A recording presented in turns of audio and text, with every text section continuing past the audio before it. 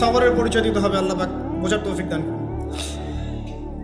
আর আমরা মা বোনদেরকে রিকোয়েস্ট করব, 4টা মূলনীতি মেনে কাপড় চোপড় পরবেন। আপনার কাপড়টা এমন হবে না যেই কাপড়টা পরলেও অঙ্গ প্রত্যঙ্গ দেখা যায়, বোঝা যায়, এমন হবে না। কাপড়টা এমন হবে না এত টাইট ফিটিং যে আপনার অঙ্গের উঁচু নিচু অবয়ব বোঝা যায়, এমন হবে না। কাপড়টা এমন হবে না যেটা অমুসলিমদের পোশাক, আর কাপড়টা এমন হবে না যেটা পুরুষদের পোশাক। এই মূলনীতিগুলো মেনটেন করে কাপড় পরবেন ইনশাআল্লাহ।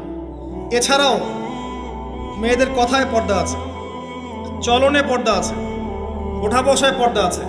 নামাজ পড়ার সময় তাদেরকে কিছুটা শালীনভাবে নামাজ পড়তে হয়। তাদের চোখের দৃষ্টির মধ্যে পর্দা আছে। এগুলো কে শিখাবে এখনকার মেয়েদেরকে? সবসময় বিজি দেখবেন নতুন কোন সিরিয়াল আসছে, নতুন কোন ফ্যাশন আসছে, নতুন কোন পার্লারে কি আসছে, কোন কাটিং আসছে, কোন নায়িকা আসলো। ওই যে বাংলাদেশে কোন এক নায়িকা আসছে, তাই নিয়ে মিডিয়াতে এমন তোলপাড়, মনে কি নাকি একটা অবস্থা। আল্লাহর কাছে তোমার কি মূল্য আছে হে?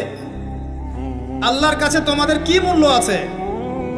তোমরা কি 5 ওয়াক্ত নামাজ পড়ো? তোমরা কি পর্দা করো? তোমাদের মধ্যে হায়াবোধ কিছু আছে? তোমরা মানুষকে ভালো কিছু শেখাও, সমাজকে ভালো কিছু দাও, শালীন কিছু দাও। আল্লাহর কাছে তোমাদের কি মূল্য আছে? নবী সাল্লাল্লাহু আলাইহি ওয়াসাল্লাম তো জাহান্নাম দেখে সেই কথাটাই বলেছেন, আমি জাহান্নাম দেখে আসলাম, সেখানে বেশিরভাগ অধিবাসী হচ্ছে মেয়ে, নারী। কি কারণ? তারা এমন কাপড় চোপড় পরে বাইরে ঘুরতো যেই কাপড় পরেও তারা নগ্ন থাকতো। আমি কি ব্যাখ্যা করতে হবে? আপনি দেখতে পারেন না? এবং তারা স্বামীর সাথে কুফরি করত। সারা জীবন স্বামী যদি তাদের ভরণ পোষণ দেয়, ভালোবাসে, মহব্বত করে, তাদের জন্য জীবনটা ক্ষয় করে ফেলে, এক পর্যায়ে গিয়ে বলবে সারাটা জীবন তোমার কাছে কিছুই পাইলাম না। বাস্তব। এগুলোর কারণে মেয়েরা বেশি বেশি জাহান্নামে যাবে।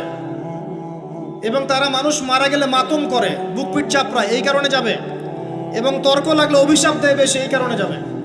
আল্লাহ পাক আমাদের মা বোনদেরকে হেফাজত করুন। তবে একটা হাদিস আছে সুসংবাদের।